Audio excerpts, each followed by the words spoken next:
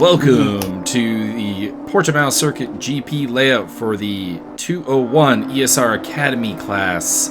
Second round of the championship, first enduro round of the season. This is a 30-minute race with, sadly, only a 9-car grid. Not a good turnout here in round 2. Hoping for a little bit better, and that's a bit of a shot at the guys who haven't shown up to a single race and haven't told us why. So that's okay. We had the same shot at commentary people who didn't show up and didn't tell us why in the previous fucking race. No spoilers. I told you why in time. You did not.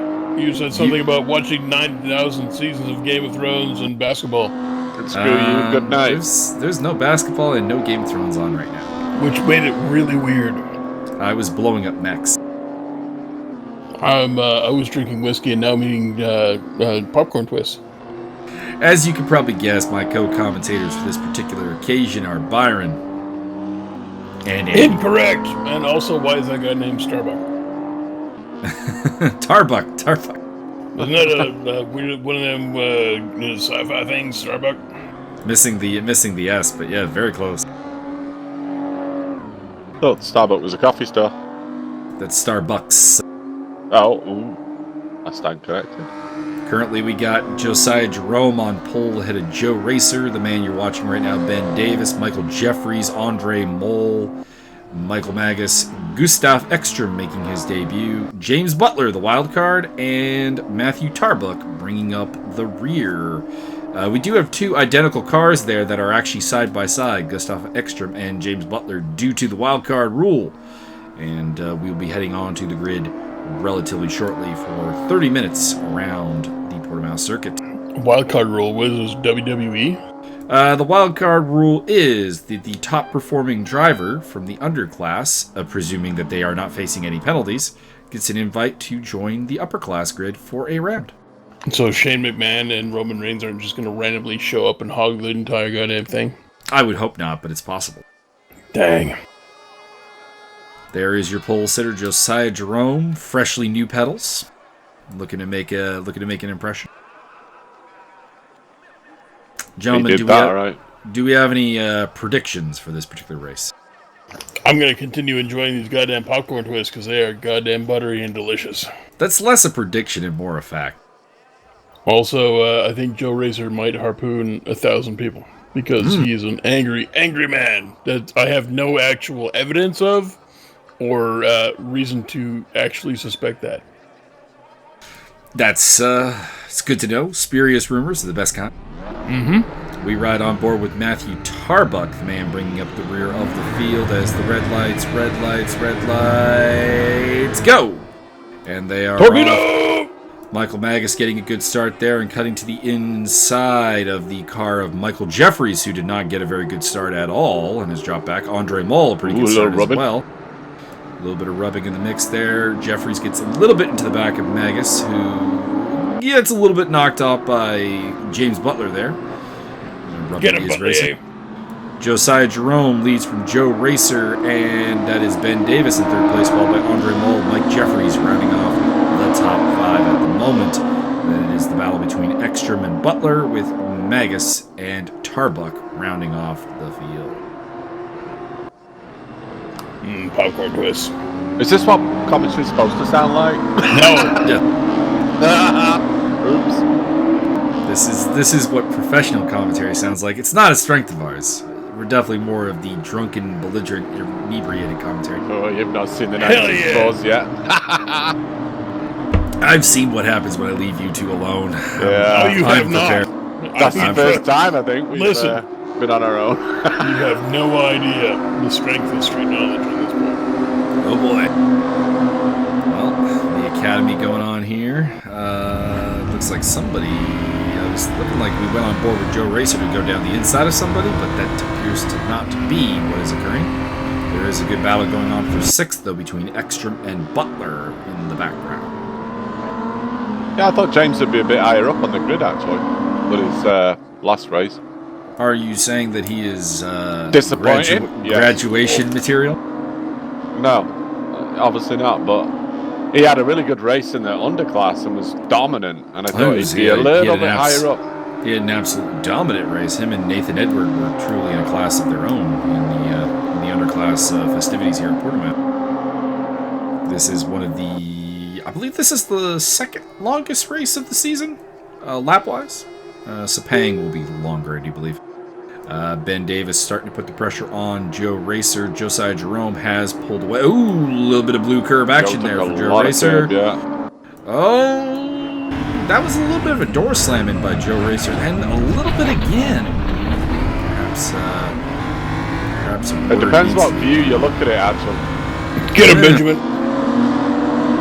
I've just noticed that we do have a number of drivers who will upset the car either via the blue curb or a bit of grass or whatever, and then take what I would say is somewhat of a aggressive approach to trying to retain their spot, and that's not necessarily the safest way to go about things.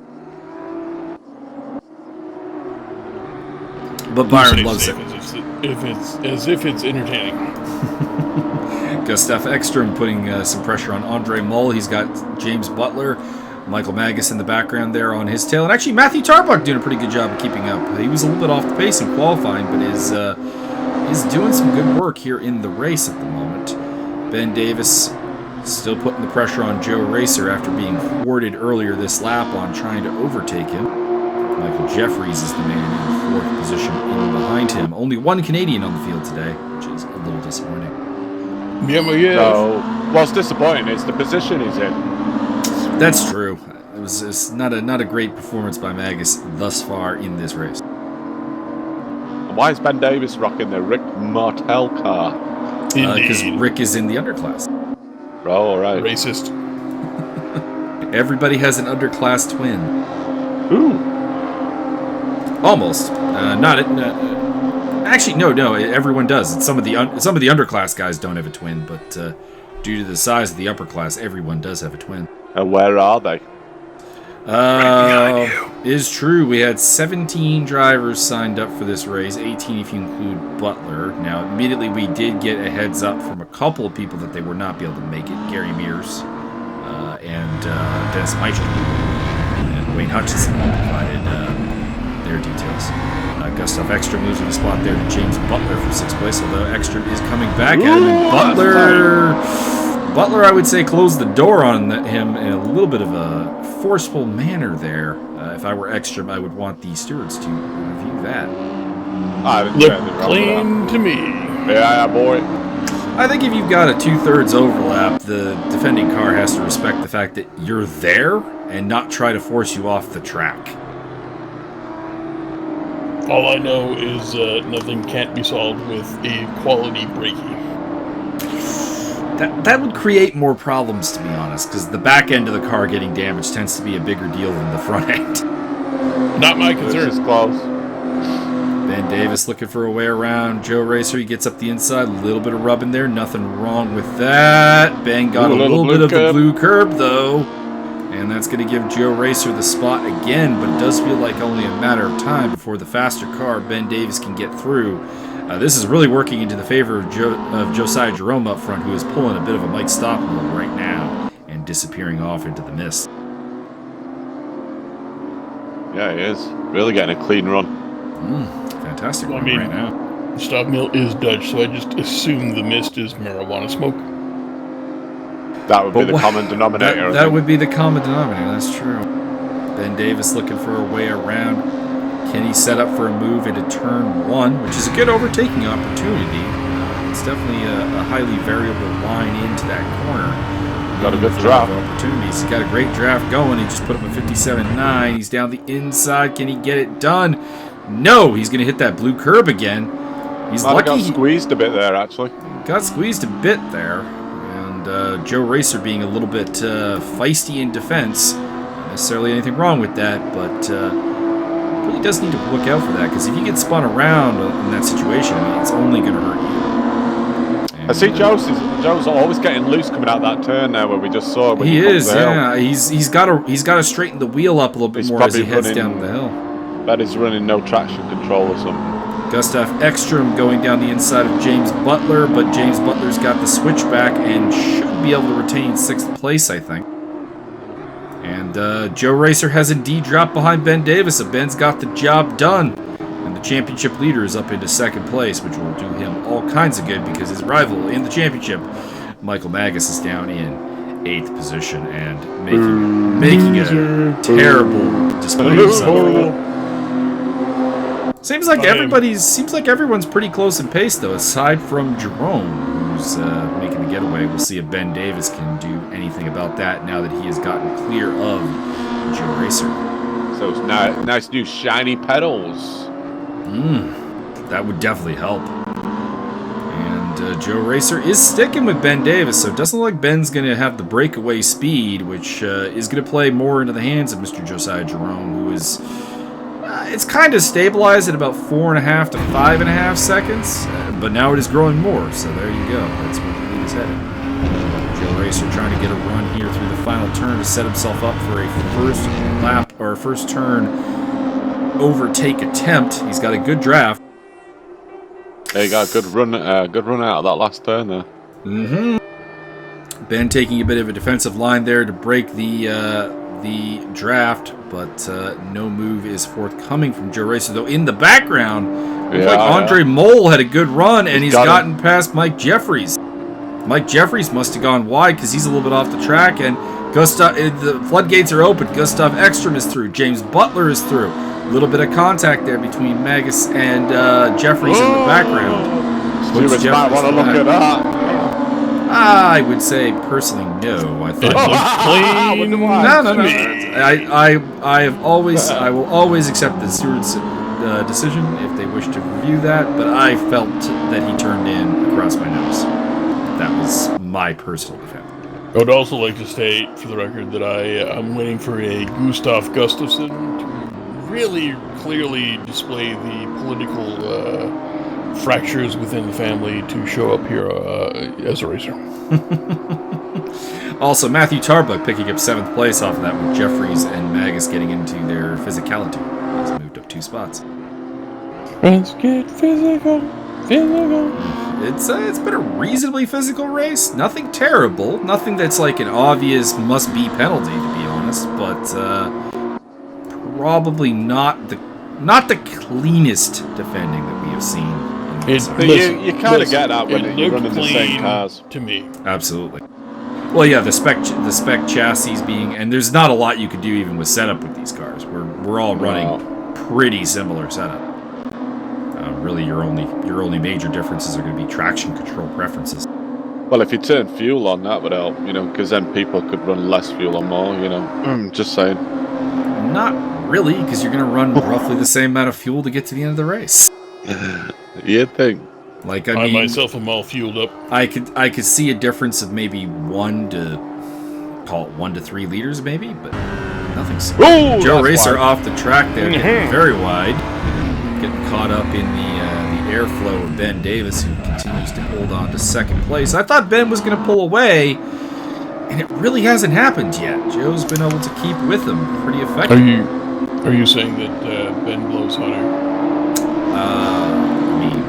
I assume someone went off in the background there. It was James Butler, who lost control of the car and has dropped back to the edge of the pack. Gustav Ekstrom having a very solid debut. He's cutting into the 4th place car of Andre Mole.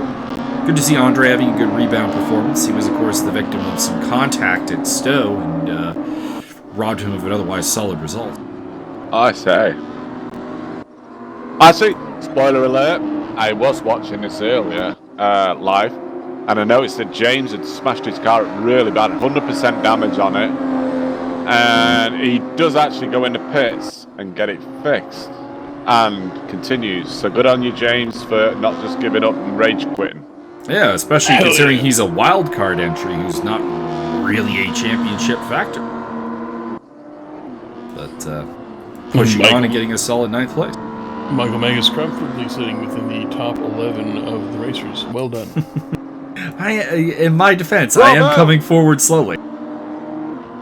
Very slowly as other people crash. That's better than going backwards faster. I have overtaken Matthew Tarbuck at this point. Whoa! Long, cool woman in a red dress. Joe Racer's still putting the pressure on Ben Davis. Hasn't managed to get much of a comeback attempt at Ben, but Ben's not been able to break away. Andre Mole in the background and Gustav Ekstrom. There you can see Michael Magas in the background in 6th place in the gray and yellow car. Joe Racer looking to set up perhaps a move here through the first sector, the highly technical uphill section. Now we have seen that Joe tends to lose control here. Let's see if he does it again. Yeah, you watch him pull up on this left turn now. Didn't do it. Didn't do it that time. Actually pretty stable that time. Usually right there though, he loses the back and swings across the track. Yeah, he's definitely been having issues getting up that hill, though. I think he just needs to straighten the wheel out a little bit more through that corner, or run a little bit more traction control. Maybe he turned it up a bit, yeah.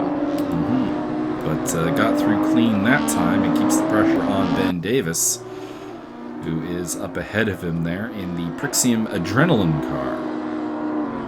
It's actually the two... we don't really have teammates in this whole thing, but the 2 Prixium cars are actually running 1 and 2 right now. Josiah Jerome and Ben Davis being unofficial teammates. Joe Racer and Michael Magas are unofficial teammates at FK Performance. So that team having a pretty solid outing. Oh, Joe losing control a little bit there. Gets a little squirrely, but he does catch the car. It'll drop him back to about a second behind second place, but we seem to be able to close up on that. Ben doesn't seem... perhaps I'm wrong on this, but I've kind of noticed Ben doesn't seem to be a very good breakaway driver. I kind of noticed that in some of the Porsche races as well. He tends to get engaged in long-term battles with people who are, in theory, slower than him. So maybe just not great at setting a pace when he does get to I think that's the problem with some people. They're not good at setting their own pace. They're better when they're following somebody or chasing down people. But to actually go out front and then start and stretch it and set that pace themselves, they seem to struggle at doing it. Because, I mean, case in point, we saw Ben when he was behind Joe putting all kinds of pressure on him, and we just saw Joe make a mistake and fall back to about a second behind him. He's already closed that gap to 7 or 8 tenths of a second, so, it's pretty much instantaneously closing up, and I understand that there's a little bit of draft involved in that, but it does... Oh! There you go. There he is. There it is. That's like 9 out of 10 times he does that. So you're saying that he should take the Martina approach and just pay everybody $50 to let him go past? Yes. It's a solid plan. I'd recommend that for anybody, honestly, if they got the $50. Hell yeah. Wisely investment. Michael Jeffries has gotten past Matthew Tarbuck up into 7th position, but a bit of a downer race so far for Michael Jeffries. Qualified P4 running in P7, so that's not great. But Matthew Tarbuck is the guy, definitely, I think, showing something here in this race, though. Again, he was a little bit off the pace in qualifying, but is delivering right now. He's only in 8th place, but you can see he's still very close to Jeffries, still in the same shot as Magas, so he's putting up some pretty reasonable lap times. Very, very He's probably, one of the most consistent, I would think, laps. He's doing consistent laps, even if he might be slower. He's very consistently turning them in, Speaking of which, Jeffries makes a minor mistake, and that has opened the door for Tarbuck. Can he get around him? Doesn't appear like he will this time, but Jeffries did have to take a very defensive line into that turn. Listen, Matthew, from now on, just throw him in the kitty. Just throw him off the track. It's fine. I'll let it go. I'll look the other way. James Butler, I believe, has hit the pit lane at this point, as he is a minute and 16 seconds behind the pack. That suggests that there is a pit stop has occurred.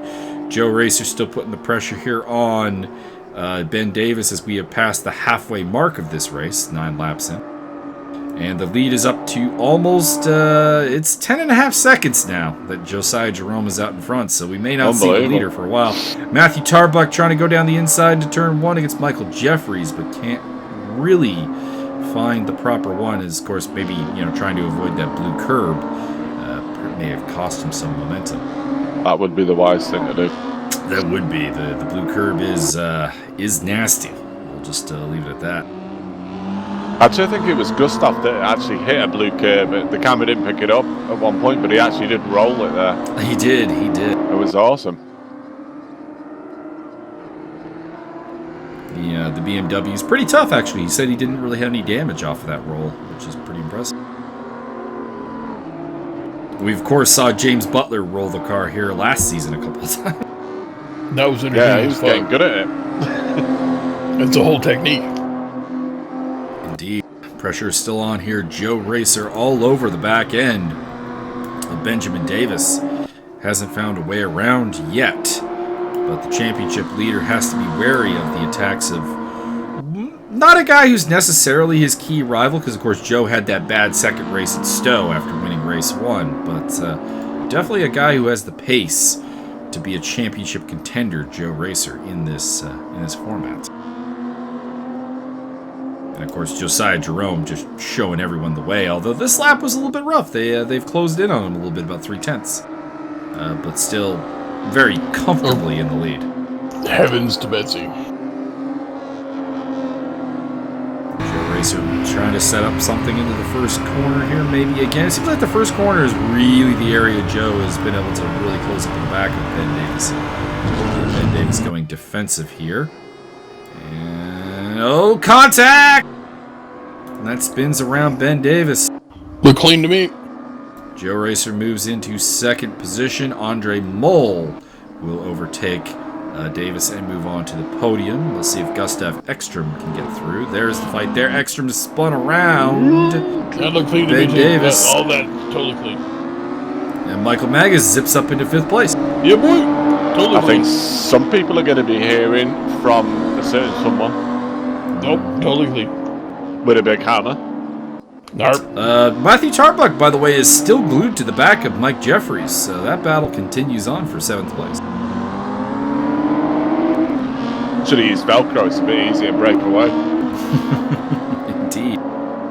Michael Magas now in 5th position. His next target is Ben Davis. Those are the top 2 men in the championship after Stowe. Though one can probably suspect... Oh, Whoa, there's the roll! There's the roll, here we go! Nice. Yeah, I boy. like donuts. Gustav Ekstrom tried to muscle his way up the inside, and it did not work for him. It worked for me. It clean to me. did for us. I enjoyed it. Good job. That's promoted Michael Jeffries to 6th and Matthew Tarbuck to 7th, so their battle has a little bit more points implications to it. The duo racing car of Michael Jeffries and the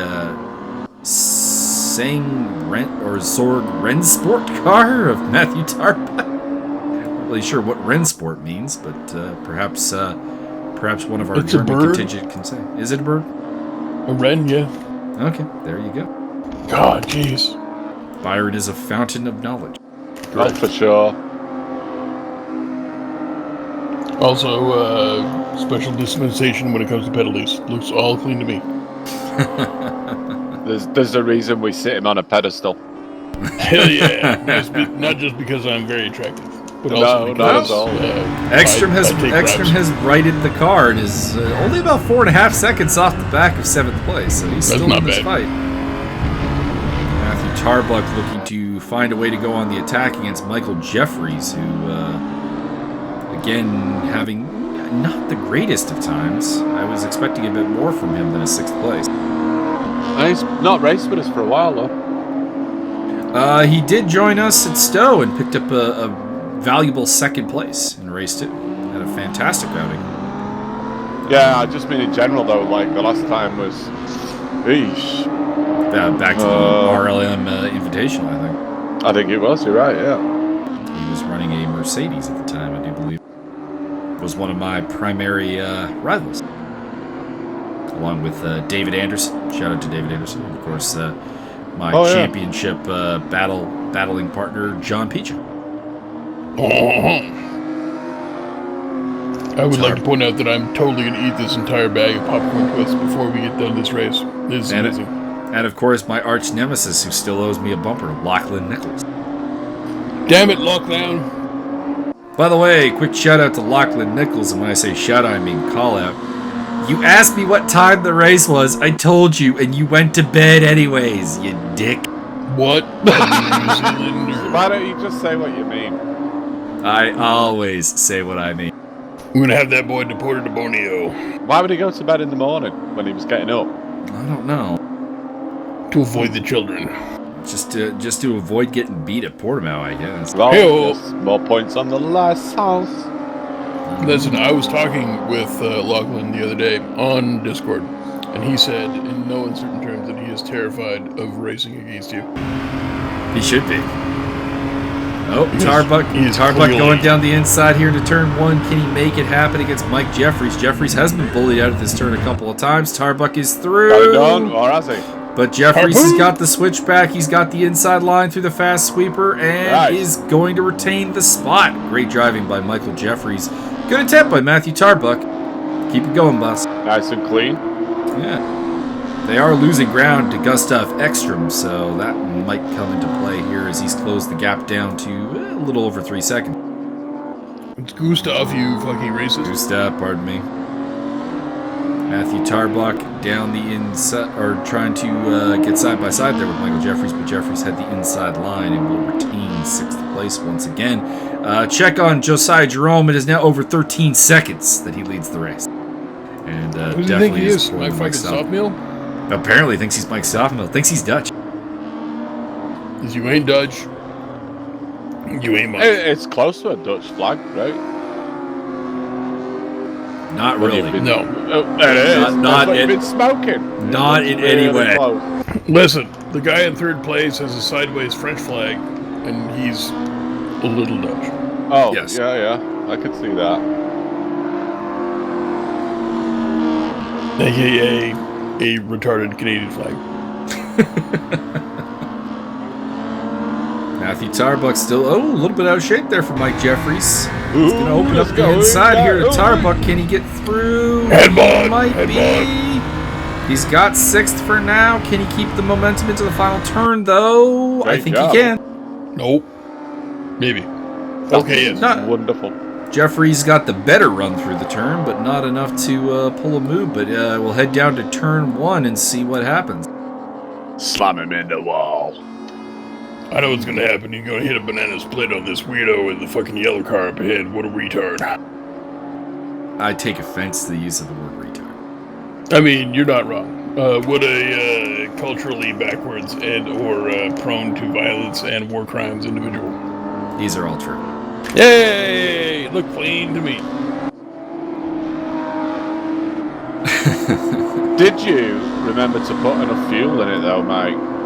Yes. I'd hate it to be No. another F4 episode. Yeah, I was very, very disappointed by the F4 episode. Mind you, No doubt. was not on for great results anyways, but Finish Key is a lo- finish, though.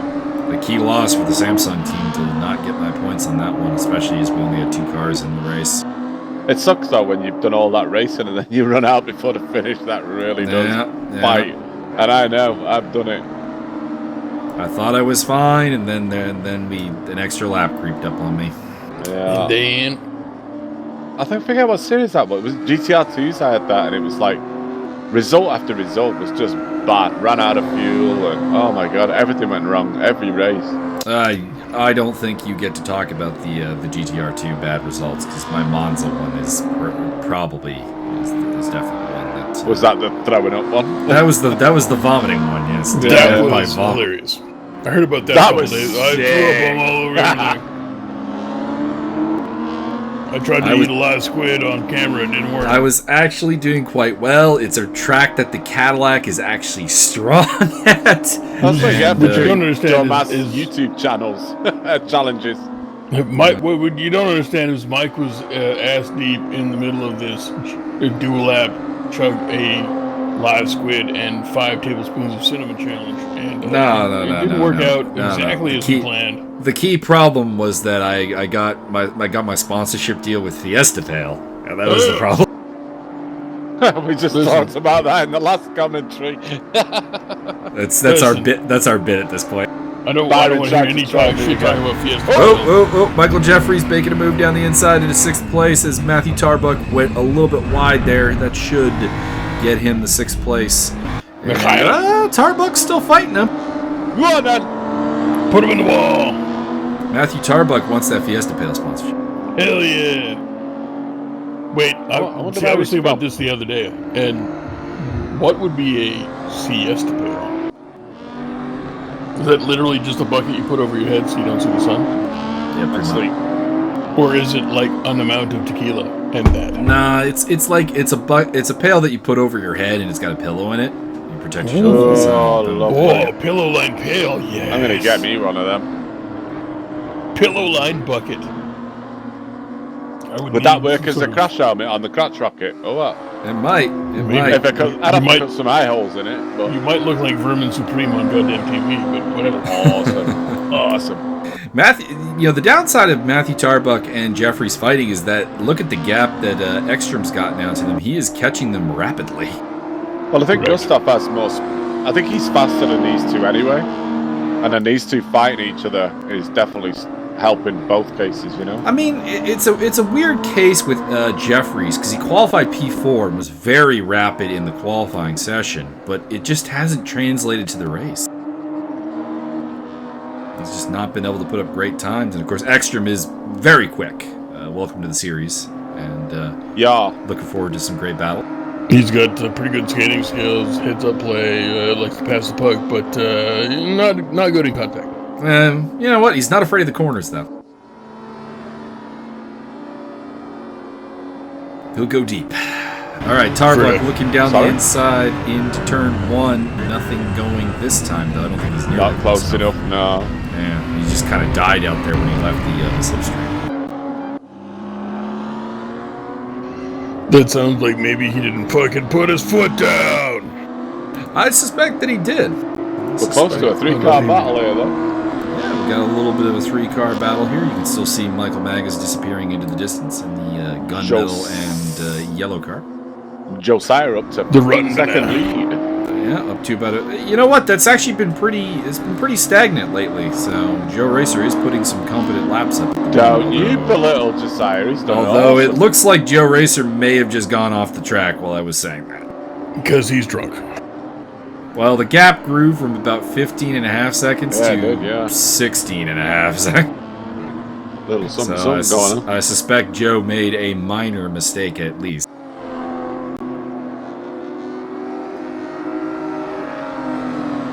Can Matthew Tarbuck close the gap back to Mike Jeffries? Mike Jeffries has gotten away a little bit. This is about the most separation he's had really all race. And Ekstrom is not really closing the gap anymore. I mean, a little bit. He's closing about a 10th this lap. But was closing it very quickly before. Matthew Tarbuck, by the way, 58.1 in the race. That is faster than he qualified on. So definitely finding a good groove. You and your stats. Always with the stats. That's what. How come you can't do that, Byron? You let because me down, I focus on more important things like does Gustav totally compete on the national bikini team or not? I mean, that's a key thing. That's a massive stat. Information. That's absolutely a key stat. Oh, are you here for the gun show? You got your tickets? You got your tickets for the gun show? No, I don't need tickets. I'm competing. No. Can Tarbuck rule him in? At this point, no one's really posting particularly fast laps, of course, is to give you the inside scoop from in the car. The left front tire was becoming exceedingly warm, with some cars reporting over 120 degrees on that tire. That's a lot. Is that metric degrees? That would be Fahrenheit. I think it sounds like some dumb shit. No, Celsius. It's Celsius, right. I was gonna say Celsius, or you're fucking with yourself. Oh, you're lying. With the F stuff. I had the Porsche today. I had that up to 110, and that was glowing. Oh, so 120. Holy shit, that really is. Yeah, pretty much everyone was struggling with the left front tire being exceedingly warm. The only exception was Josiah, whose problem was actually his rear tires. He had taken a lot of tow out of the back end to the point where I think he was running 0.0 toe in the back, and he cooked his rears pretty badly, which may be why he's now losing ground to Joe Racer for the last little bit. That and the substance abuse. That's what can happen when you mess with setups and you don't know what you're doing. Well, no, he achieved the goal that he wanted. I just don't think he thought about the downside. You can reach your goal. I am living proof. And he's got the win, so, I mean, you can't really complain. Joe Racer's come across the line in second. It's going to be Andre Moll with, I believe, his first ESR podium. Congratulations to Andre. ahead of Ben Davis, who takes a solid 4th place and probably will continue to lead the championship. Michael Magas finishing in 5th place ahead of Michael Jeffries and Matthew Tarbuck.